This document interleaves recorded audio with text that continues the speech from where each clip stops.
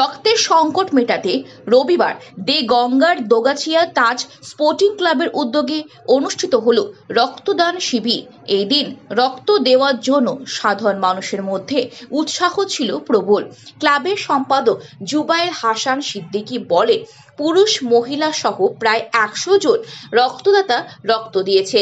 রক্তদান ছাড়াও বিকেলে বসে আঁকো প্রতিযোগিতা ও কবিতা আবৃত্তির আয়োজন করে ক্লাব কর্তৃপক্ষ। সফল প্রতিযোগীদের পুরস্কৃত করা হয় ক্লাবের পক্ষ থেকে।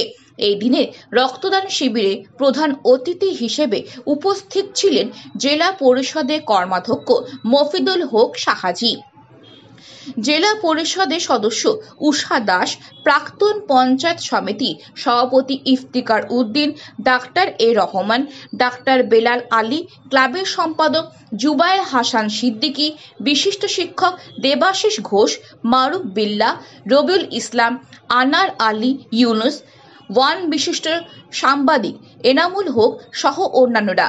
এদিন প্রচুর মহিলার রক্তদান প্রসঙ্গে কর্মাধ্যক্ষ মফিজুল হক সাহাজি বলেন, বাংলার মুখ্যমন্ত্রী মমতা বন্দ্যোপাধ্যায় মেয়েদেরকে স্বনির্ভর করার জন্য প্রয়াস চালাচ্ছেন, তার জন্য বিভিন্ন প্রকল্প চালু করেছেন। মহিলারা মুখ্যমন্ত্রীকে অনুসরণ করছেন, তাই মহিলাদের মধ্যে রক্ত দিতে প্রবল উৎসাহ দেখা গেছে। ইফতিকার উদ্দিন বলেন, তাজা স্পোর্টিং ক্লাব প্রতি বছরই এরকম অনুষ্ঠান করে থাকে। ওদের প্রতিটি অনুষ্ঠানে সমাজের উন্নয়নমূলক কাজ, পিছিয়ে পড়া মানুষদের নিয়ে স্বপ্ন, এবং আজকে যে রক্তদান শিবির করলেন সত্যি খুব উদ্বেগ। প্রমাণ হবে মানুষ রক্ত দিয়েছে এবং শিক্ষামূলক প্রতিযোগিতাও আছে। তাই এই ক্লাবের আমন্ত্রণে প্রতি বছর আসি এবং এই ক্লাবের সঙ্গে যাতে থাকতে পারি সেই দিকে চেষ্টা করব। সমস্ত অনুষ্ঠানটি পরিচালনা করেন মইদুল ইসলাম। দেখুন, দোগাছিয়া তাজ স্পোর্টিং ক্লাব যে কর্মকর্তা আমাদের জুবাই প্রতি বছরই রক্তদান শিবিরটা করে, এবং আমাদের বাংলার মুখ্যমন্ত্রী মমতা বন্দ্যোপাধ্যায় তিনি মেয়েদেরকে একেবারে স্বনির্ভর করার জন্য, নিজ পায়ে দাঁড়াবার জন্য তিনি একটা প্রয়াস চালিয়ে যাচ্ছেন।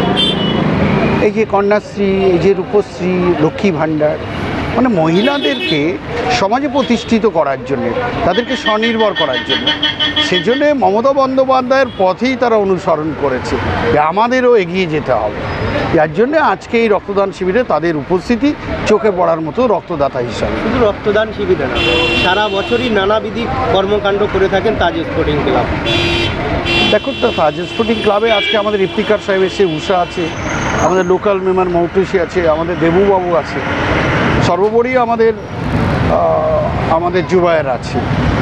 এটা বিভিন্ন কাজের সঙ্গে তারা যুক্ত। শুধু রক্তদান শিবির নয়, দুস্থ মানুষদেরকে উপহার তুলে দেওয়া হাতে, বিনামূল্যে ট্রিটমেন্ট করানো, যেটা সামাজিক ব্যবস্থায় যে কাজগুলো খুবই জরুরি সেগুলো এরা করে থাকে। সেজন্যে তাজ স্পোর্টিং ক্লাবকে আমি ধন্যবাদ জানাবো, শুভেচ্ছা জানাবো, অভিনন্দন জানাবো।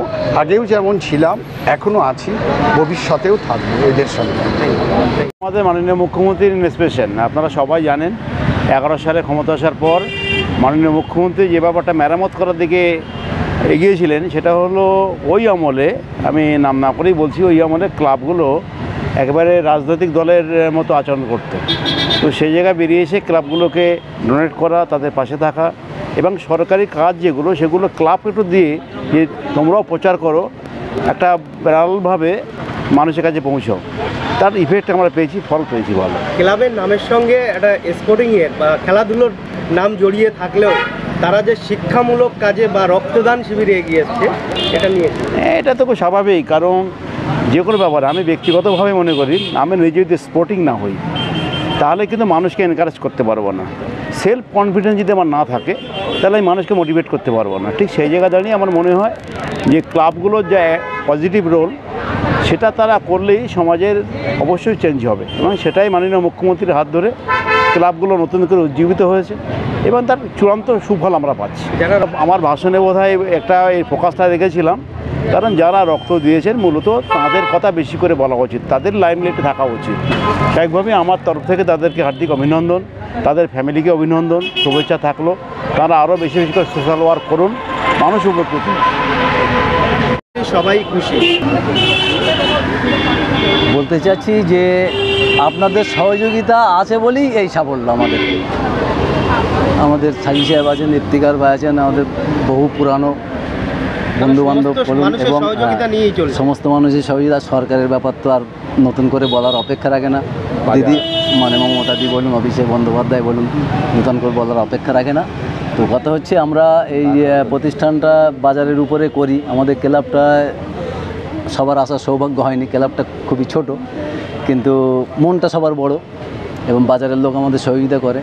বিশেষ করে রাজনৈতিক বর্তমান যারা আছেন, নারায়ণদা বলুন, আপনার ওই নিউ টাউনের তাপস চ্যাটার্জি বলুন, ওনাদের আমরা ইনভাইট করেছিলাম, কিন্তু তাপস চ্যাটার্জি ওনার ক্যালেন্ডার করা থাকে, আজকেই ডেট পড়েছে বলে আসতে পারেননি। নারায়ণদা আসবে বলেছিল, কিন্তু ওনার বিশেষ কারণে বর্ডার লাইন আটকে গিয়ে আসতে পারেনি। এখন যারা আমাদের সঙ্গে আসেন সবাইকে আমি ক্লাবের পক্ষ থেকে ধন্যবাদ জানাচ্ছি।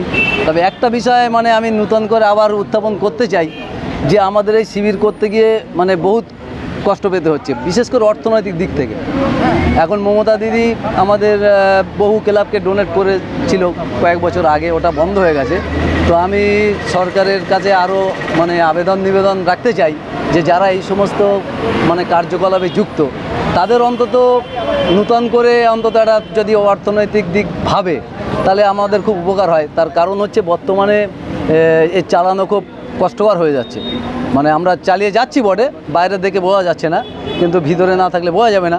তো যার ফলে আমরা চাচ্ছি সরকার যদি অন্তত যারা এরকম স্বাস্থ্য কিংবা ব্লাড ডোনেশনের সঙ্গে যুক্ত মানে এদের দিক থেকে একটু যদি ভাবে নূতন করে, তাহলে আমরা খুব উপকৃত হব। এবং যারা আজকে আমাদের এখানে ডোনেট করেছে যে সমস্ত, বিশেষ করে ওনাদের জন্যই আমরা এই জায়গায় দাঁড়াতে পেরেছি, তাদেরকেও আমরা দোগাছিয়া তাজ স্পোর্টিং ক্লাব এবং এলাকার মানুষের পক্ষ থেকে অসংখ্য ধন্যবাদ জানাই।